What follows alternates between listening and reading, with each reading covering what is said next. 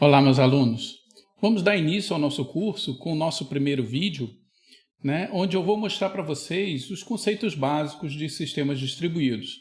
Nós vimos, nós vimos lá na nossa primeira apresentação do curso algumas características importantes sobre sistemas distribuídos. Nós vimos que ele se assemelha bastante a uma mistura de conceitos de sistemas operacionais com os conceitos de rede. Para explicar essa conceituação de sistemas distribuídos, eu vou exatamente usar o mesmo raciocínio. Vamos partir dos conceitos básicos de sistemas operacionais e vamos progredindo aí para os conceitos de rede e vamos ver qual é a diferença básica entre cada um desses sistemas para um sistema distribuído.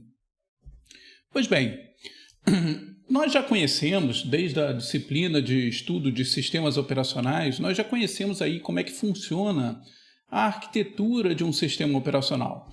Nós sabemos que ele possui aqui uma camada, todo computador, todo sistema operacional, ele precisa rodar em cima de uma plataforma de hardware qualquer, seja ela um padrão PC ou um padrão Mac, enfim. A gente precisa de uma camada aqui, de hardware, um equipamento básico, e logo acima nós temos o núcleo do sistema operacional. Tá? Então, aqui nós temos o kernel Linux, nós podemos ter o kernel Windows, o kernel do macOS, Android e assim por diante.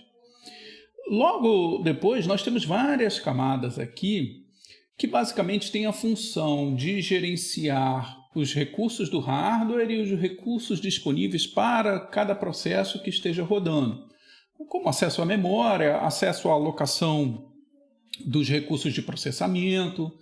Tudo isso é determinado por esse conjunto aqui, kernel, e essas bibliotecas de funções padrão. Evidentemente, essas bibliotecas também de funções, elas acabam fornecendo uma API, onde os nossos softwares vão rodar. Então, ali estão as chamadas de sistema, para ter acesso, por exemplo, a sistemas de arquivo, ou a criação de variáveis, enfim, ali na nossa memória do computador. Então, nessa biblioteca de funções padrão do sistema operacional, a gente consegue ter uma interface, vamos dizer assim, comum, para que todos os programas que a gente venha desenvolver, eles rodem de forma semelhante dentro da plataforma que a gente está desenvolvendo. Evidentemente, ainda tem aqui uma camada superior, onde vão estar rodando as interfaces para o usuário, por exemplo, um shell de comandos, uma interface gráfica, e vamos ter os nossos softwares, enfim, as aplicações que a gente utiliza, editores de texto, navegadores e etc. Isso tudo para atender o usuário. Para o usuário, então, todas essas camadas, principalmente aquele usuário que não é desenvolvedor de sistemas, todas essas camadas abaixo do shell de comandos e das aplicações são transparentes para o usuário. Em geral, o usuário interage apenas com as interfaces que são fornecidas para ele, gráfico ou não, e as aplicações que ele vai utilizar. O resto torna-se transparente. Isso acontece em todo computador de forma local. Pois bem, no caso de um sistema distribuído, o que nós vamos ter, em essência, são vários hardwares diferentes. Então, a gente vai ter aqui, por baixo desses vários kernels aqui, diferentes plataformas de hardware. Então, eu posso ter 3, 4 computadores, 3, 4 hosts espalhados em uma rede de computadores, por exemplo. Todos esses ambientes, cada um dessas máquinas vai ter o seu próprio sistema operacional e, consequentemente, vai ter o seu próprio núcleo de sistema que gerencia esse hardware. Isso acontece para uma determinada máquina, assim como acontece para outra determinada máquina. Cada sistema operacional continua tendo as suas interfaces para as aplicações locais que vão rodar dentro daquela máquina específica, acesso à sua memória e etc.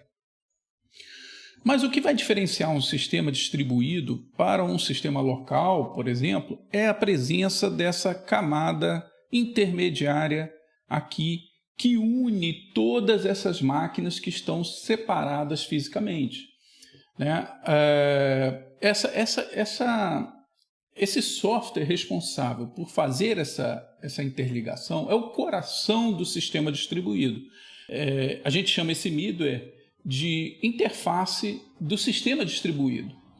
Por que interface? Porque através dessa interface, a interface para o usuário, assim como as aplicações que a gente desenvolver para esse usuário, elas vão utilizar as APIs fornecidas por esse middleware, né, por essa camada intermediária, para interagir de forma transparente com os diversos sistemas operacionais que estão espalhados dentro desses múltiplos computadores. O interessante disso tudo é o seguinte, que para o usuário que está utilizando esse sistema, ele vai ter a nítida impressão que está usando uma máquina comum, como ele estava usando anteriormente, no slide anterior, quando a gente mostrou um único sistema operacional. Então o usuário vai ter a impressão de estar usando um único sistema, onde, na verdade, ele vai estar utilizando vários sistemas independentes, né, distribuídos através de um middleware de sistema distribuído. Tá legal? Então, essa transparência, essa capacidade de ocultar o que está acontecendo é que define um sistema distribuído. Isso que é a parte mais importante, mais interessante da arquitetura de um sistema distribuído. Tá? É a presença desse middleware fazendo esse papel de interface das aplicações distribuídas com os diversos sistemas operacionais espalhados. Pois bem, existem... vocês podem estar pensando assim, bom, Kiko, então se eu tenho uma rede de computadores, eu tenho um sistema distribuído. Bom, você tem uma coisa importante do sistema distribuído, que é a presença de múltiplos computadores. Não existe sistema distribuído sem a presença de múltiplos computadores. Porém, numa rede convencional, nos serviços de rede convencional, você não tem a transparência dessa rede. Vamos comparar, por exemplo, o serviço de HTTP. Para mostrar isso, eu fiz aqui, eu coloquei aqui um pequeno servidor que está rodando esse pequeno servidor aqui que eu fiz na máquina virtual, ele está rodando o Apache, tá? Se eu verificar aqui,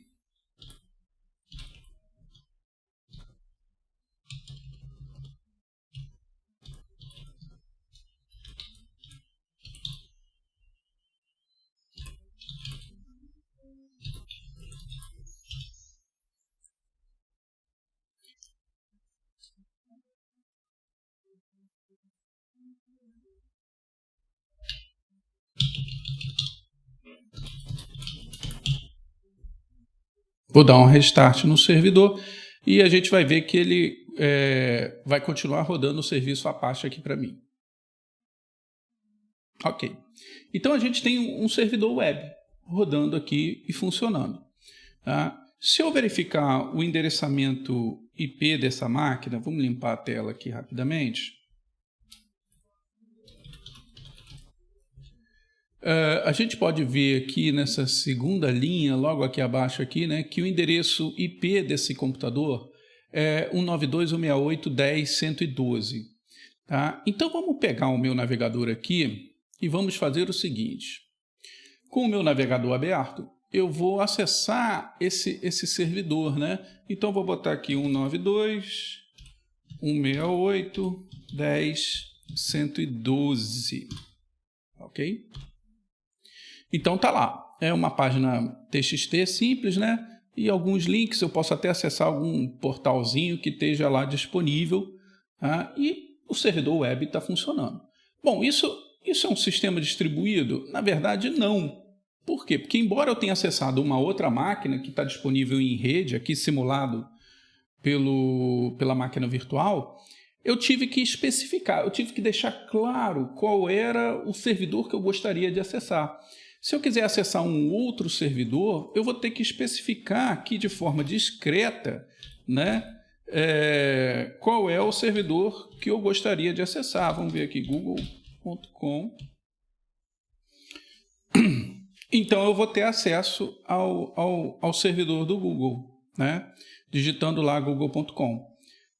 Isso ficou claro que eu quis acessar, ficou evidente que eu tive que colocar aqui na barra de URL do meu navegador qual era o destino daquilo que eu gostaria de acessar. Isso a gente não considera como uma forma transparente da coisa acontecer.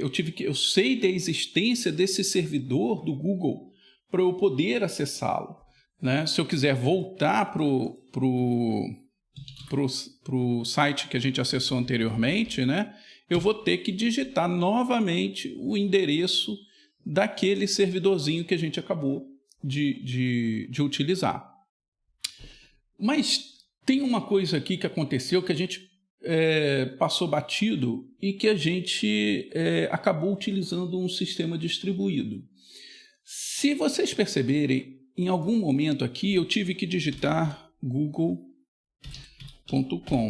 A gente sabe que o Google, né, essa palavra Google, ela corresponde a um endereço IP.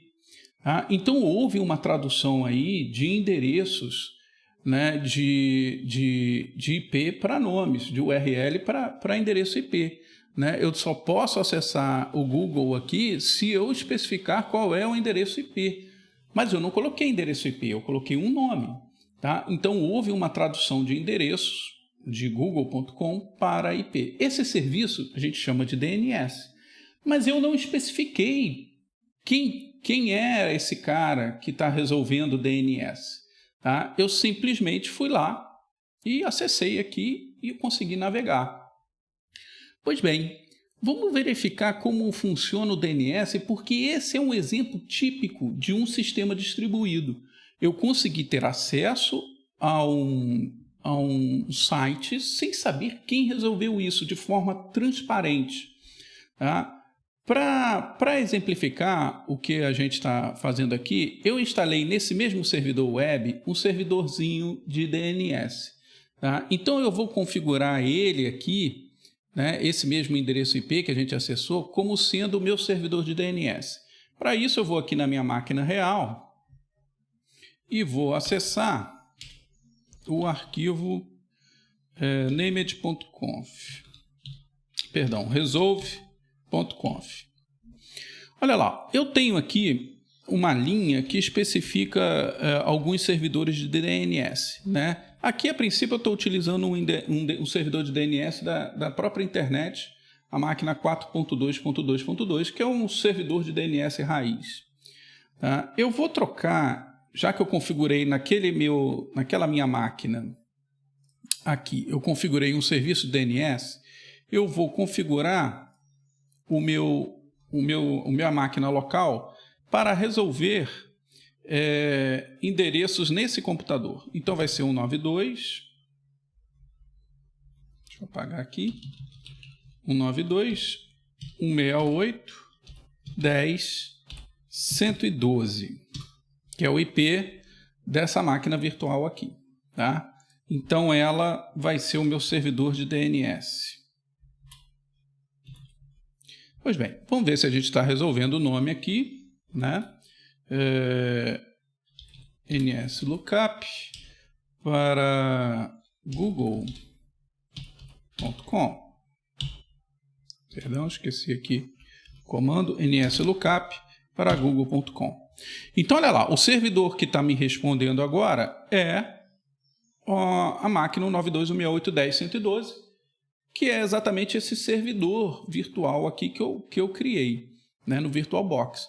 E ele resolveu para mim esse nome. Ah, Kiko, mas espera aí, você falou que era transparente, mas você teve que colocar esse servidor para ele resolver nomes.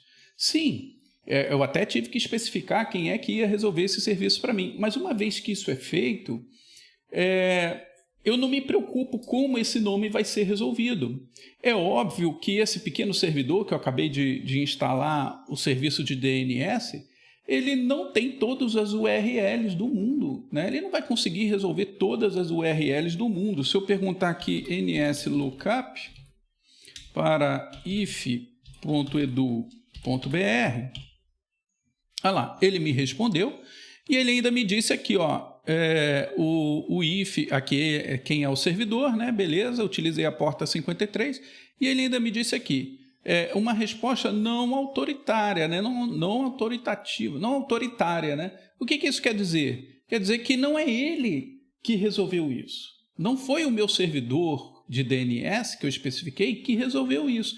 Alguém resolveu isso para ele e me disse que o endereço corresponde ao 91.37.254.2. Tá? Ora, quem é que resolveu isso para ele? Na verdade, isso pouco importa para mim. Tá? Isso aconteceu de forma transparente. Tá? Então, se eu quiser aqui acessar if.edu.br,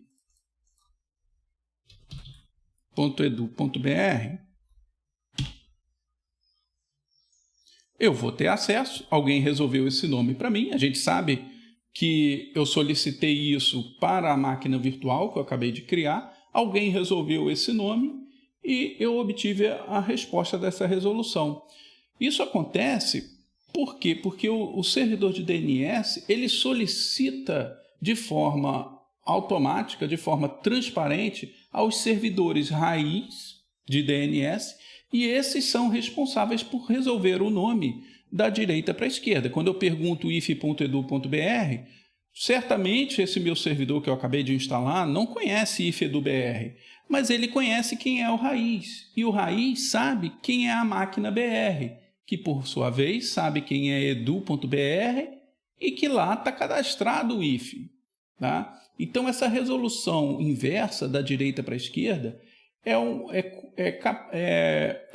como o serviço funciona e a capacidade que ele tem, né, de tornar isso de forma transparente através de um serviço distribuído de DNS. Tá? Então, reparem, a diferença do HTTP é que eu tive que colocar aqui qualquer servidor que eu tenha que atender. Mas a resolução de nomes aconteceu de forma transparente para mim. Né? Se eu observar lá no servidor, vamos dar uma olhadinha aqui no servidor, só para a gente matar essa curiosidade técnica aqui. Ó. Vamos dar uma olhada lá no serviço do Bind, que é o servidor de DNS que está rodando aqui. Vamos ver quais são os domínios que ele tem cadastrados. Olha aqui representa, cada zona dessa aqui representa um domínio. Reparem, a gente tem apenas 2 domínios cadastrados aqui. O localhost, que seria a própria máquina local, e um domínio aqui chamado ponto, que na verdade é o domínio raiz. Tá? Ele representa a origem de todos os nomes. Todas as máquinas responsáveis pela resolução desse domínio raiz estão cadastradas dentro desse arquivo aqui, ó, db.root. Então, se a gente sair daqui e olhar esse arquivo,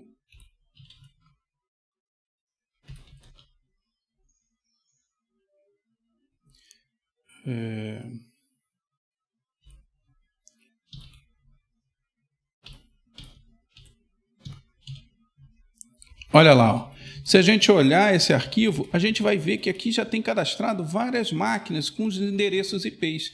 Cada máquina dessa é uma máquina capaz de responder pelo domínio raiz. Tá? Então, a partir do domínio raiz, eu vou encontrando quem é BR, quem é edu.br e, finalmente, quem é if.br. Essa resolução distribuída em vários servidores é um sistema distribuído não só por estar alocado em máquinas diferentes, mas também por eu não perceber como acontece essa resolução. Isso acontece de forma invisível para mim. Tá? Então, eu tenho essa representação aqui, né, desses vários servidores. Reparem que existe um servidor raiz. Né? E quando eu pergunto quem é um servidor.com.br, eu vou lá ao servidor raiz que não conhece quem é if, né? mas ele manda para uma máquina edu, aqui no caso só tem uma máquina com, mas teria uma máquina edu, que conhece quem é br.br. Então seria edu.br, e dentro de edu.br existe uma máquina, existe um cadastro da máquina do IFE. E finalmente vai me retornar um endereço IP. Tá? Isso garante várias vantagens, né? Além da transparência da informação, garante a facilidade de escalabilidade. Imagina se, por exemplo, surge um novo domínio. Eu não preciso avisar todas as máquinas do planeta que surgiu um novo domínio. Eu simplesmente, vamos supor que eu crie lá uma instituição de educação minha, né? kiko.edu.br. Tá? Então eu não preciso avisar todos os computadores do planeta. Eu vou simplesmente aviso ao servidor que é responsável por o edu.br e falo para ele, olha, surgiu aqui o domínio kiko.edu.br. Automaticamente alguém vai chegar até esse servidor e vai descobrir que existe esse novo domínio. Então essa escalabilidade, essa capacidade de crescer os recursos é muito mais prático do que num serviço cliente-servidor, por exemplo, que é um serviço tradicional de rede. Tá? E existe também uma característica que a gente pode perceber, que é essa gerência local de recursos. Cada máquina num sistema distribuído acaba sendo responsável por representar aquele domínio de informações que ele precisa cuidar. Tá? Então, essa é a definição, né, o melhor exemplo que eu pude encontrar aqui para mostrar para vocês a diferença de um sistema de rede para um sistema distribuído. Tá? É a forma como acontece, né, igualmente distante como um sistema de rede, mas essa transparência, essa incapacidade do usuário de ver o que está acontecendo, parece que tudo está acontecendo na máquina dele, é que faz a grande diferença dos dois sistemas. Ok? Vamos ver no próximo vídeo mais exemplos de sistemas distribuídos.